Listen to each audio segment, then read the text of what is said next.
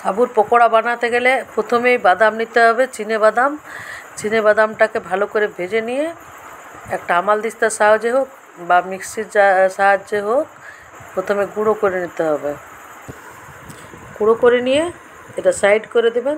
তারপরে বড় দানা সাবু ভিজিয়ে রাখবেন অল্প জল দিয়ে, জল ঝরিয়ে নিয়ে দেখবেন বেশ জল থাকবে না, একটু শুকনো শুকনো, তখন ওখানে আদা লঙ্কা বাটা দিয়ে দেবেন।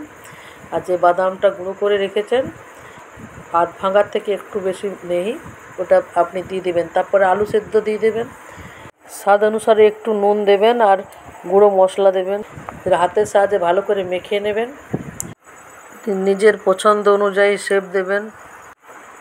তারপর সবগুলো ভেজে নেবেন। ডুবো তেলেও ভাজতে পারেন, একটু কম তেলেও ভাজতে পারেন, তাতে কোনো সমস্যা নেই। ভেজে খান, এনজয় করুন। আমাদের তো ভাজার সময় পাতে পড়তে পড়তেই উধাও হয়ে যাচ্ছে, আপনাদের আর দেখাতে পাচ্ছি না, নামাচ্ছি আর সব শেষ হয়ে যাচ্ছে। আপনারাও এরকম ভাজুন আর খান। আমাদেরগুলো তো বেশ হয়েছে, একদম ক্রিপসি। আপনারাও খেয়ে দেখুন, হেভি লাগবে খেতে। তাহলে আমার ভিডিওটা যদি ভালো লাগে লাইক শেয়ার কমেন্ট করবেন, আমার সাথে থাকবেন। আজকে ভিডিওটি এখানেই শেষ করছি। সবাই ভালো থাকবেন, সুস্থ থাকবেন। Tata, bye bye. থালায় বড়াগুলো ফেললেই এমন ছান আওয়াজ উঠছে, এরকম হলেই জানবেন একদম পারফেক্ট হয়েছে।